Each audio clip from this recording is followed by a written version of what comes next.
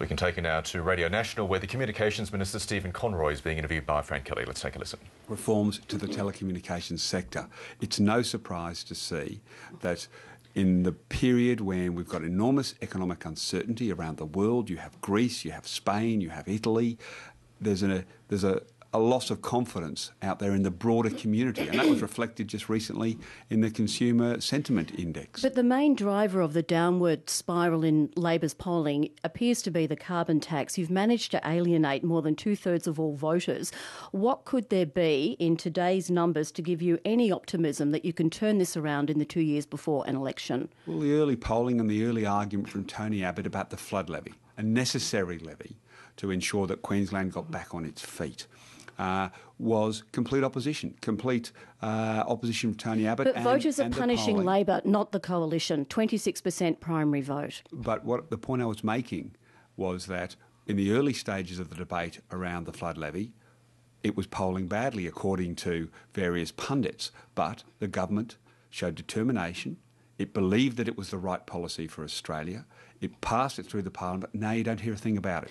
So it is possible to champion reform. It is possible to push through tough economic measures, and ultimately the Australian public will realise that the government is determined to make these reforms. But you've been championing the carbon tax for 6 months now, and according to the Nielsen poll, 52% of people are still opposed to the tax. You're not selling the message of the merits of the tax. Is it time to rethink the strategy? Look, not at all. To announcing the details, Tony Abbott has run round the country making ludicrous claims, factually inaccurate claims, running a scare campaign, something Tony Abbott does well.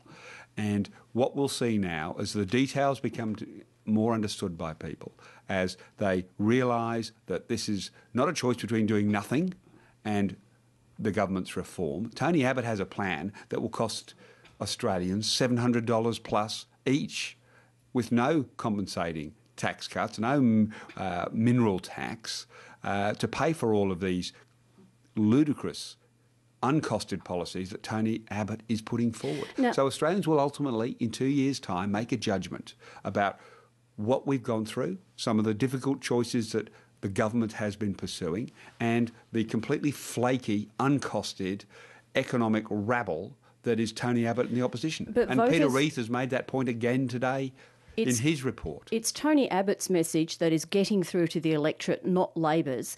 Considering the polling, what good will a $12 million advertising campaign do? People are listening to Tony Abbott, not to Julia Gillard. Australians are asking for more information. That's a consistent message. They want to know what it is the government's proposing. I mean, this is a campaign that is to ensure that Australians have an understanding of why the government is going down the path it is. And Tony Abbott has had a free kick for a few months, but ultimately in 2 years' time, Australians will make a judgment. Vacuous Tony Abbott with no policies. Peter Reith belled the cat again, no policies. John Howard again yesterday talking about, work choices making a comeback. But Tony Abbott will ultimately have to stand on his policy. And at the moment, as Peter Reith has demonstrated again this morning, he's a policy-free zone. But Stephen Conroy, is the problem not the carbon policy itself, but your chief salesperson? Are you having trouble selling the tax because people don't trust the Prime Minister?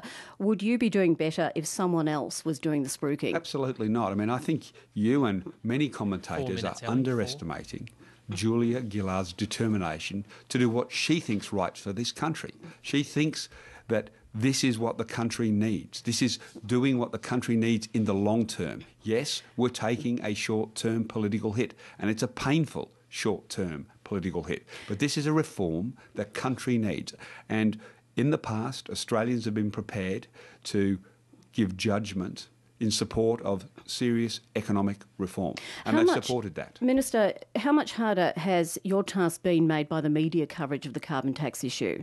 Well, I think it's clear that there are some elements in the media that are prepared to engage in completely unbalanced and biased reporting. And I think the Daily Telegraph is probably the worst of the examples at the moment, where it is running a campaign. And John Hartigan admitted over the weekend in the papers that they came back from Carmel and they want to run more campaigns. The problem when you run a campaign, now the problem that you have when you run campaigns in newspapers is you're not prepared to give equal coverage to both sides of the argument. When you're campaigning, you're suspending normal journalistic practice, which is to be balanced and to give equal time to both sides. But the Daily Telegraph is interested in distorting the debate, it's interested in demanding an election campaign purely intended to try and get rid of the government. Well, the Daily Telegraph is owned by Rupert Murdoch. In the United Kingdom, the Labor leader Ed Miliband is calling for the Murdoch media empire in Britain to be dismantled. He says it has too much power over British public life. Does Rupert Murdoch exert too much power over Australian public life?